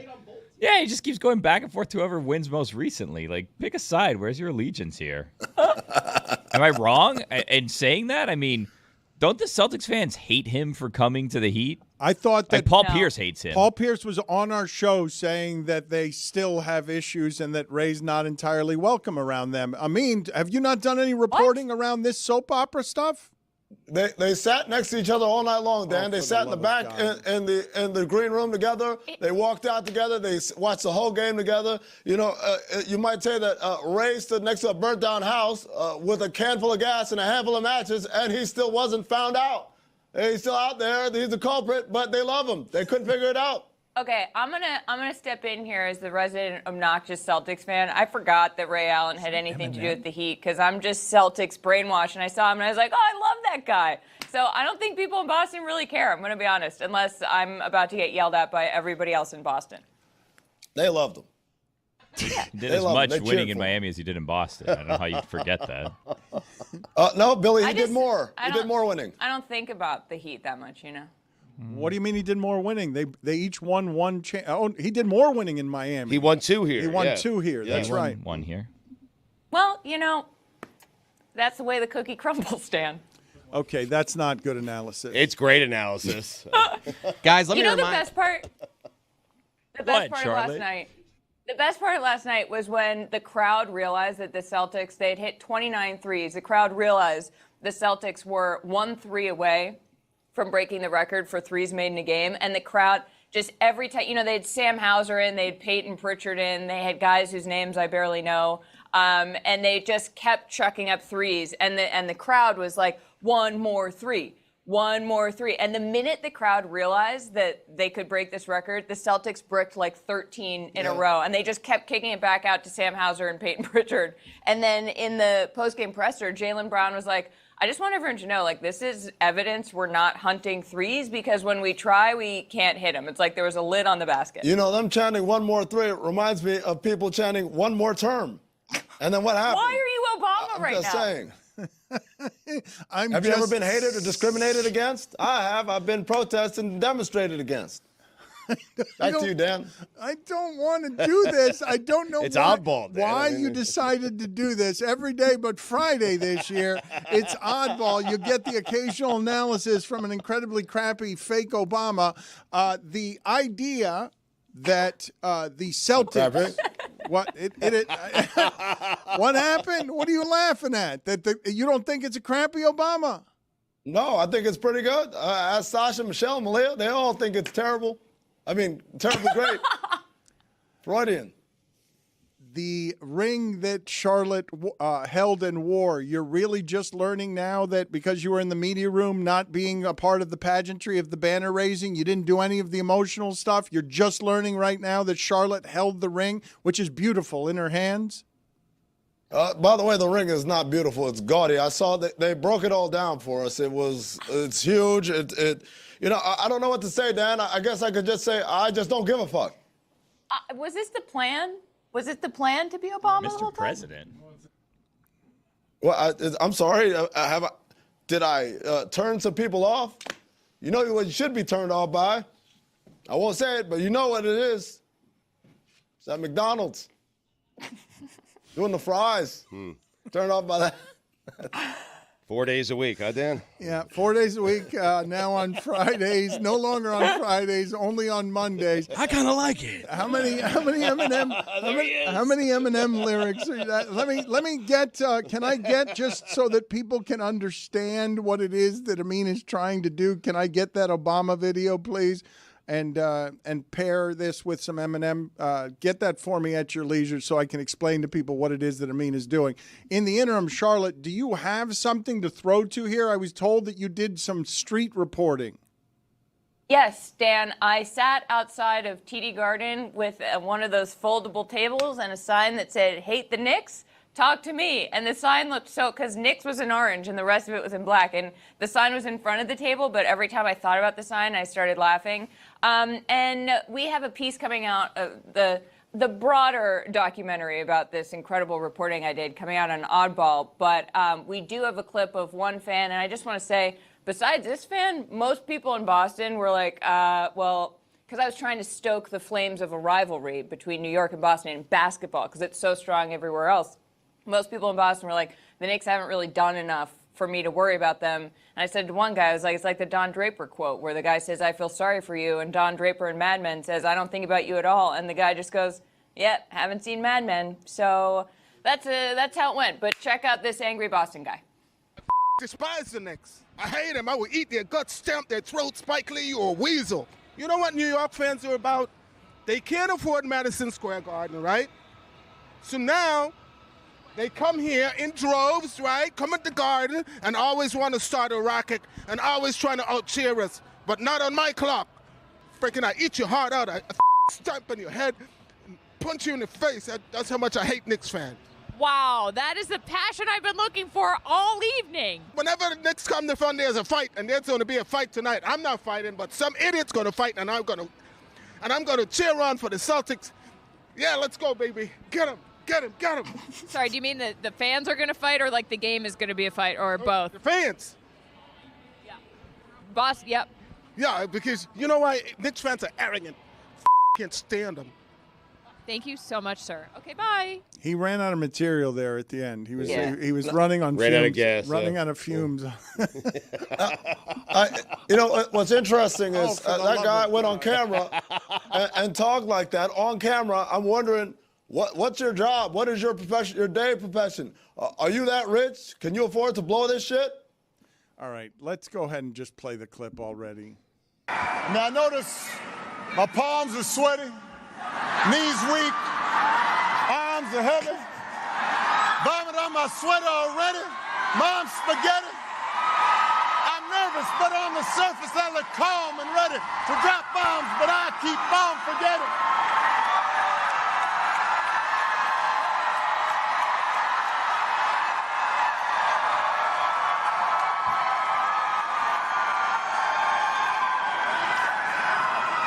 Dun, dun, dun, dun, dun, dun, dun, dun, dun, dun, dun. I thought Eminem was going to be performing. I was going to jump out. Love me some Eminem. Charlotte is looking with open mouth awe. Amin is wildly unimpressed. Wait, that's real. That's not a deep fake. I hadn't seen that. I love mom's spaghetti.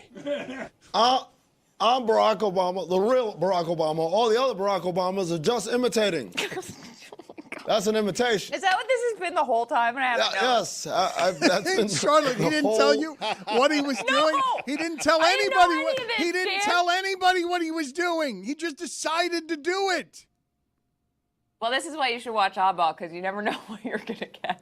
You guys realize everything I said was an Eminem. No, I didn't. Everything I said had an Eminem Not quote a in single it. clue.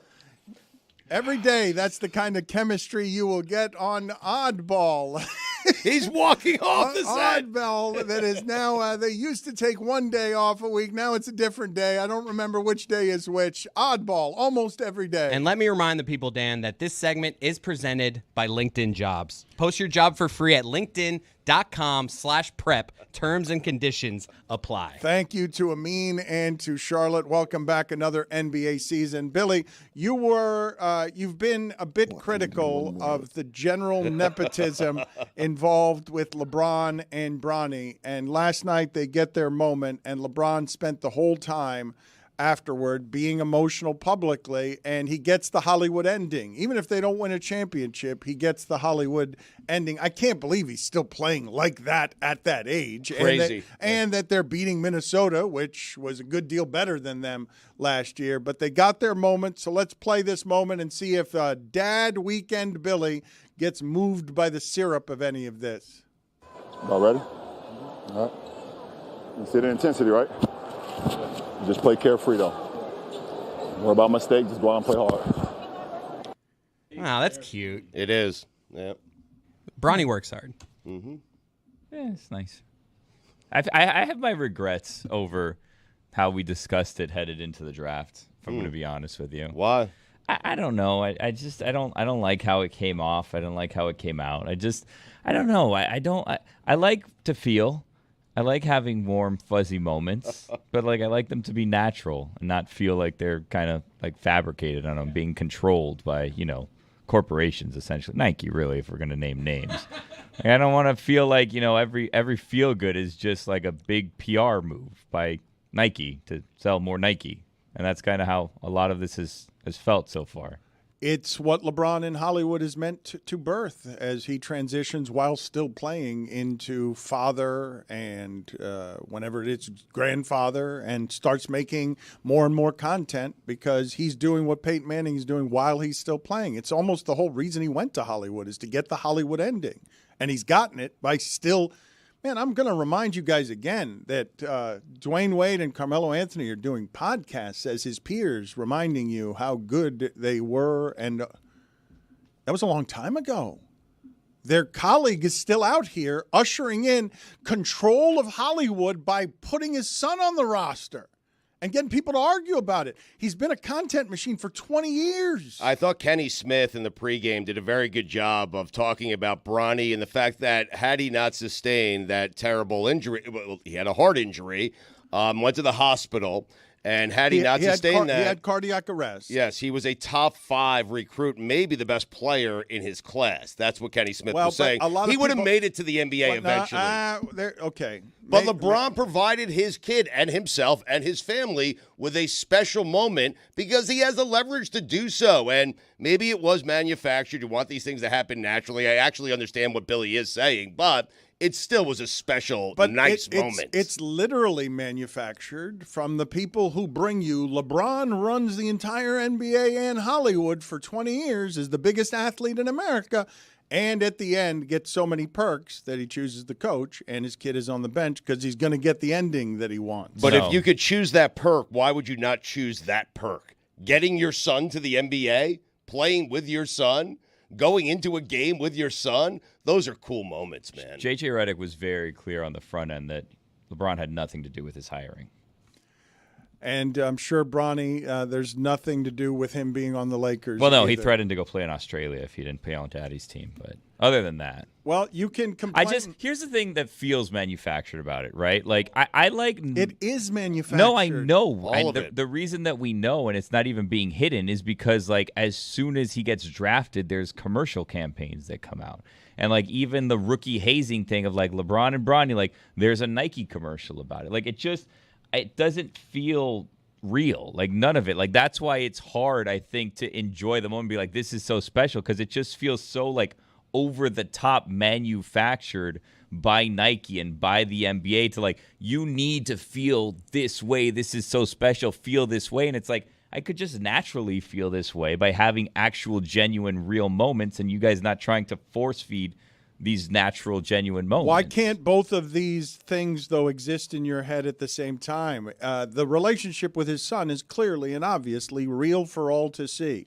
Anyone living vicariously parenthood through, wow, that'd be cool to think about, or not, working or being able to work with my son or daughter. Why wouldn't you manufacture that moment if you could manufacture that moment? But you can. It can be manufactured and still cool. It does. You don't have. I agree. You don't have to choose between those two things. I think it being manufactured makes it less cool. Like, you don't. It's like, what's real, what's not real. I don't know. Okay, but we are not the greatest people to measure cool by degrees. But okay, if I can tell you how I feel. That's how I feel. Of course, and I would say many people object to this for many different reasons, but if they did less, it would feel cooler. I feel like it would feel more genuine. If there was actually like a moment where they checked in, not like a, pre-planned, this is when we're going to do it. You watch do the believe beginning they're of the second quarter. when Let's check this. Let's check that. Like, I think honestly, if you want to have a deep conversation, it's just like a human condition thing, right? Like, it's just everybody wants to live in the time when the most important thing happened, and this is the greatest player I've ever seen do XYZ thing, and like every generation just wants to give their life meaning by saying they were alive when the greatest thing ever happened. So we just continue to manufacture these moments to make ourselves feel better. You're saying manufactured, but you would not dispute that the relationship between them is genuine and authentic. I don't know the relationship, if I'm going to be perfectly honest. All right, but what do you think? I only see what Nike puts out. Okay, so I don't know. So you don't. I'm not questioning their relationship. That's I'm just fair. saying, like, everything doesn't have to be a commercial. I guess I'm asking you, do you believe, and maybe I'm the sucker here, what's been presented to me about LeBron James as the most connected athlete to access in the social media age gives me the impression that he is a caring father. I'm not saying he's not. Okay, Billy's saying we don't know. We don't know. Right. This is correct. We don't know. But if you're applying the cynicism of because Nike manufactures commercials when they've been in the mythology business since long before Jordan, this is what they do. It's who they are. They're the best marketing people in the history of industry in creating what the mythologies are around these people. And they've got a giant economy who is their chief sneaker salesman at the moment, who has an amazing storyline to give the storybook writers. And he lives in Hollywood, and he's trying to figure out how to end the story on I owned 20 years of sports in America. I get it. Wait, so Bronny knew the cereal was in the car? That's ridiculous. A lot of cameras there for that. But you want that to happen naturally. LeBron had to play until he's 40. Like, the chances of that happening naturally are zero. I heard Nick Wright saying this, like, we might not have LeBron right now. Correct. If not for Bronny being in the league. He probably would have retired by now. So if you appreciate LeBron and are happy he's still in the league, you kind of just got to eat this. I'm happy for him. I'm happy he's getting to experience and do all of this. But I'm being honest and telling you, it feels less genuine as a consumer than it could. I understand. Windhorse is saying that the Lakers plan on keeping Bronny on the roster because a lot of people feel like he should go to the G League and go through what other players have had to go through to get to the NBA. But this is keeping LeBron motivated and activated, and he's into it, and he loves it, and he's showing his son the ropes. And therefore, Windhorse is saying that he thinks Bronny will stay on that roster for the season. Stugotz, one of the things that I always have found interesting about how we cover sports, all of it's sales, man. And we're the world's greatest customers because how we care about all of this nonsense in a way that's totally unreasonable. And guess who's as good at sales as Michael Jordan was? The guy who's getting to play later with his kid because he's figuring out a different ending past the time that he can actually win championships while still making the Lakers matter. And on opening night, they give you Celtics and Lakers, and right up on the screen is title Celtics 18, Lakers 17. Our late game is LeBron James with Bronny, one of only two for the night as we kick off the season because he still matters like that. at the end when he's the oldest player in the league, because he's going to give up this league reluctantly, even though they took it from him last year, and all he's going to get at the end is the Hollywood, which is all he wants at the end. I understand, but like also as someone with 2 children, I do like, I don't know, I sometimes think maybe I shouldn't include my children in XYZ thing. And obviously what he's doing for his son is great. Like his son is in the NBA, right? You can debate whether he got in based on his own merit, whether he got in with the help of his dad, whatever. He's done a great job of raising his son, getting him to the NBA, getting him the right coaches, doing the right thing to get him prepared and get him into this point. Now, he's going to have to prove himself, obviously, because he's not just going to stay in the league forever, even after LeBron is gone, if he doesn't deserve to be in the league. And you know what? Maybe he's equipped to do that. Maybe he's not. He's going to have to prove it himself, which is fine. It's just like the whole marketing, the whole commercialization of your family. I agree. It's been feels heavy-handed. a little much sometimes. And all of you are in agreement on that one. It's how Nike selling you family is going to feel. Yeah, when you have but as this the most much powerful information person, you going can in. control Nike and tell them, like, It's way too weak on that commercial. Yeah, let's let Bronny come in and kind of find his own. Like, we don't need to, because this puts added pressure on him. Would you agree or disagree with that? Oh, what? LeBron, a narcissist who would think of himself very often because of what his life has been the last 20 years, that he's the most man. Well, that's why I'm saying be a father here. I've told you guys this is pretty interesting. I thought, anyways. I've told you that I've been recently reading Will Smith's autobiography, which I have found interesting for a number of different reasons. And Jada Pinkett, he broke her heart in therapy because they were both meant to write lists about who they cared about, who was the most important person. And, her list put the kids first. His list put him at the very top. And that's how you become the biggest movie star in the world, because you're chasing you with such zeal that in therapy with your wife, you're saying, I'm the most important thing. What do you imagine LeBron's life has been like for the last 20 years that would make it difficult to be a father who's concentrating only on the interests of his kids? I know it's therapy and you're supposed to tell the truth and it's a cleansing and you're trying to Why heal, are you but putting yourself first on that? You have to lie in that spot. Lie. You have to lie in that spot. You have to. Especially if you're going to put it in your book. I don't care if the answer is Will Smith. Not there. It's not Will Smith on that sheet of paper. I literally stopped reading that book because of how inauthentic I found it. And I made it through McConaughey's, who said he once peed 10 feet in the air over a 6-foot guy. I believe it. Yeah. Tier 4 actor, according to Sampson. Did he say tier 4? Is He that did, where he put yeah. him? I don't. Tier 4. But I think that I don't know what 3 and 4 were, but I think he was making him a tier 2 actor. That's what it felt like he was making him. No. He had De Niro tier 2. I mean, it's crazy. So according to his book, he was standing 10 feet away from a 6-foot dude who made a bet with McConaughey's dad that my son can pee over your head, and if he does, he gets your motorcycle. And according to the book, little Matthew McConaughey peed over that guy's head, standing 10 feet away. Not so little. I mean, You like that one, did you, Stugotz? I was just making it in case. You felt good about that one? I needed did to you? clear it up in case anyone didn't understand what Mike was saying. Careful, I believe he was a teenager at the time. The other That's game. a practice, by the way. Wow. I try to provide that context Mm-hmm. by calling him Little Matthew McConaughey. Little Matty. That's why he's not good at subtlety. The other game last night, the game that we're not talking about, the Celtics made the winning of the championship look very easy last year, because it was very easy, because they were the best team from the start of the season to the finish of the season, and the only reason there was doubt about them winning the championship is because we had to talk about it for weeks and months, not because there was actually any doubt. They were an enormous favorite.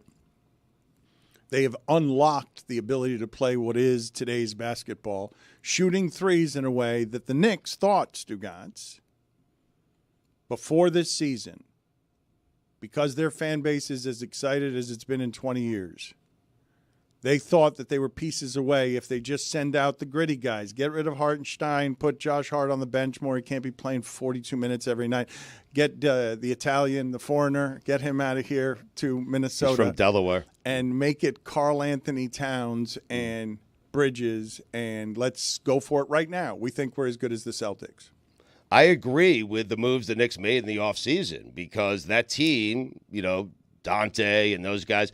That team went as far as it was going to go last year. A lot of New York does not like that. I don't care what New York likes or dislikes. It's one game, for crying out loud. They were playing the Celtics, who were raising a banner at home, and the Celtics are really, really good. The Knicks needed to make these moves. They needed to improve the roster, and they did. We'll see how it plays out. But, of course, New York would fall in love with that team. That is a quintessential New York team right there. But that team wasn't winning a championship, and the people running the Knicks want to win a championship, and they gave their team, their organization, and that fan base the best opportunity to win a championship this year. But if you're going to be worried as a Knicks fan, the place you're going to get worried is, oh, shit, the champions are attacking Karl Anthony Towns because he doesn't look anything like he looks when Gobert is out there with him, and they could be a number one defensive team because Gobert is out there with him. But some of this stuff takes a minute, especially in the NBA. If you watch the Timberwolves last night, they look kind of disjointed as well because they're playing with new players. Yes, of course it takes a minute, but the Celtics made a number of threes that is a record. Yeah.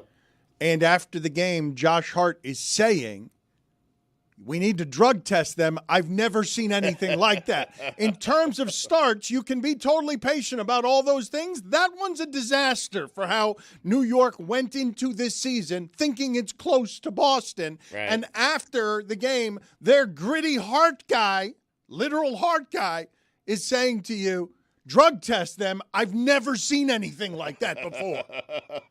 Tatum's numbers are wildly efficient in a way that he's not going to be, but the point stands on what Stugotz is saying.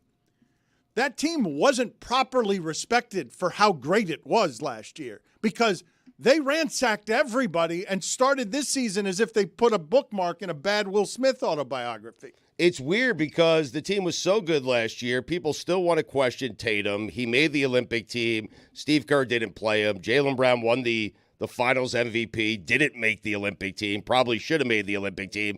It's like no one wants this team or believes this team to be good.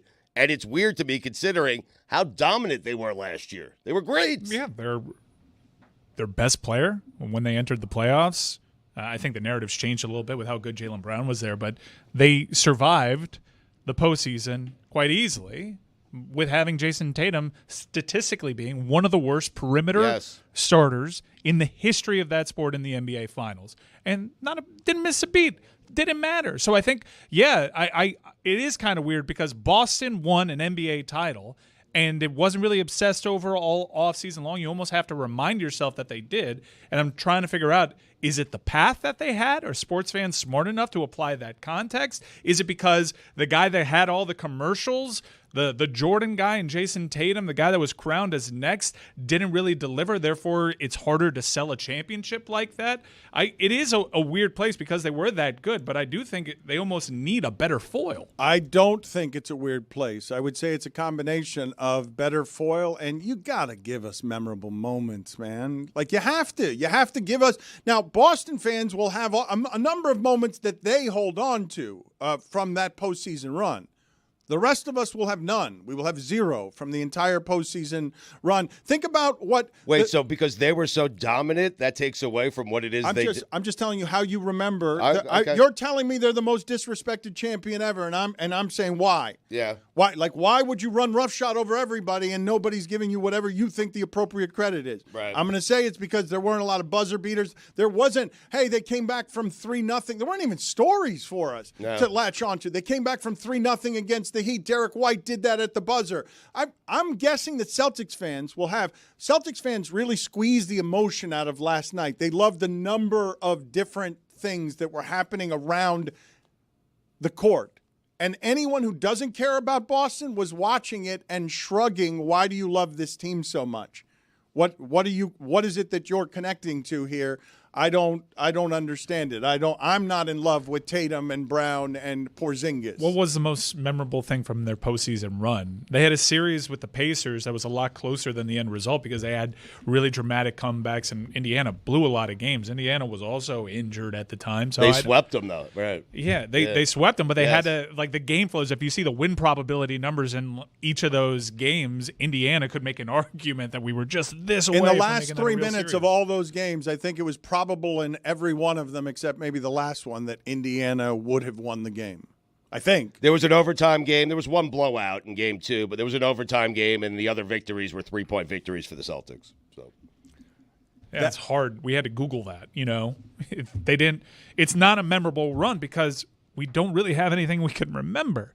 And that's hard. That's typically not the case in that sport with postseason runs. That's hard to do if you're the Celtics. I understand what you guys are saying, but the Celtics were so dominant, they didn't provide their fan base or the league with any sort of memorable run. They were that good. Let's do it this way, Stugotz. I'll ask you this. As the Celtics last night are celebrating, hey, isn't it great that Pierce, Ray Allen, and Garnett are together again, because they were one of the original big threes, and one could argue underachieved by only winning one championship. And the one championship they won, though, if you want to talk about where fan bases emotionally connect with their players, had more Game 7s in it than any championship run we had seen. It took more games for those, more playoff games for those Celtics teams to make a bunch of different moments that makes us remember that those three guys played together in a way I don't think we're going to feel about, even if they win multiple championships.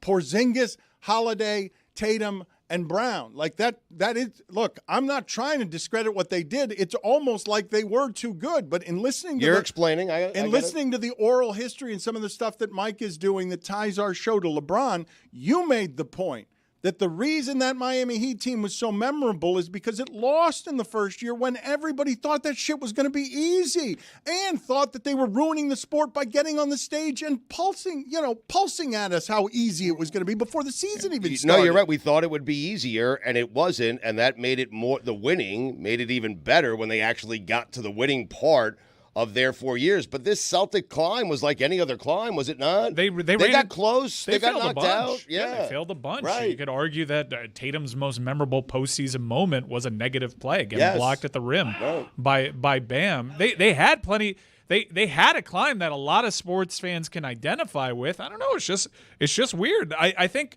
you can appreciate their domination and reign over the sport if they do another one. If they win another one and they're not an outlier like Toronto or maybe Dallas was. Yeah. If they win another one, then their dominance can become a story. Validates, rather than, I would almost rather have none.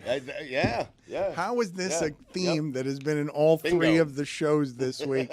That you've got to win 2 or 0. That winning 1 is not the correct. It hurts you talking it out with you guys. A lot of people stumble into 1. Makes all the sense. Let me play for you some sound here of Bill Belichick from Monday night, because I'm telling you right now, Stugotz, I don't know if you guys saw, ESPN sends out its weekly releases on what the numbers are for things on Monday Night Football, and conspicuously absent from that list was any numbers on what ESPN Plus did, as a whole lot of people couldn't figure out on Monday night how to get Chargers and Cardinals at 9 p.m. Eastern. There were people, I don't know what the numbers are, but ESPN didn't tell us immediately what the numbers are either. But they have Bill Belichick around with the Mannings, and I'm telling you that I would have him on all the time, because Bill Belichick doing this with the Mannings reveals a little more to me than I've ever gotten out of Bill Belichick as a public figure. He goes after Mayo, the coach of the Patriots now. Who coached for him. And did he play for him as well? He played for him as well. He played for him as well. I don't know what other coach he'd be playing for in New England. No, he played for him as well. They won a couple of Super Bowls. Everyone who played for Bill won a couple of Super Bowls. This is on the Pat McAfee show. He destroys him. Yes, this was on the McAfee show. What we played yesterday was on Ed Reed, and it's in response to basically Mayo saying that the Patriot players are soft, as they have the worst team in the league, the hardest to watch team. They're 1-6, and I can't imagine how that fan base is feeling about that football team. You know, defensively, the Patriots led the league last year in rushing defense, yards per carry, number 1 in the league. And this year they're way down in the 20s somewhere. It's the same guys. I'm kind of hurt for those guys because they call them soft. They're not soft. They were the best team in the league last year against the run. And those guys went out there and did it, even though we couldn't score many points offensively. So, I don't know. I feel bad for the defensive players on that one, because those guys, that's a tough group. That's how you use Bill Belichick to be really good at this. It's perfect. That's a great clip. Yes. That's where you apply. Yes. the hard thing with taking any of his analysis in is trying to figure out where his biases are. He certainly spoke with bias on Woody Johnson, but that was appreciated. As long as you wear it on your sleeve, it's a good thing. And right there, him's rat-a-tat-tatting. We were the best against the run. That is how you generally decide who is tough, who is a finesse team. We were the best against the run last season. That's really good stuff there. He was saying I was best against the run last season when I was coaching those things. That team was terrible last year. Yeah, but it's a great job by him because he's being pro player and anti-coach. And if you're a player watching that and your team stinks and you want a new head coach, that's the guy you want. I mean, I'm serious. I think he's also taking an opportunity to coach Gerard Mayo one more time. You guys might have noticed in that clip, I'm jarred by it, even if it's just the most common of television graphics. 8-time Super Bowl champion. It punches me in the face when I see it as a graphic. 8-time Super Bowl champion. It's an unemployed. People forget about the Giants defensive coordinator ones. Yep. Yeah. Atlanta didn't want him. No. No. Although he might no longer be doing this media thing come Sunday night, because that's a great. It does kind of feel like Mike McCarthy's job is on the line headed into Sunday night against the San Francisco 49ers. Yes. You think if Dallas loses that game, McCarthy's gone the next day? Gotta believe so. And it would have to be Belichick, right? It's certainly the first call that Jerry's going to make. If it's not McCarthy, certainly that Dallas radio guy is going to be gone the very next name that Jerry Jones. Someone's getting fired. You have him still there, huh? Someone's getting fired. But it's amazing because like Dallas can't really take a loss. San Francisco climbing back into the playoff chase will be made especially difficult if they lose that game. Usually when these two teams get together, it's because they're really good and everything, the uniforms, the rivalry, that's all great. But here, the draw is that they're both tire fires at the moment. Is it as amazing as Belichick chasing his 20-plus girlfriend through corn mazes? Because I want... what a sight this was. I think they named the corn maze after him. Did they? They visited a Belichick-themed corn maze, I believe. If you look at it here, there's a picture of him. You see him in the hoodie. So delighted. That looks like a generated image.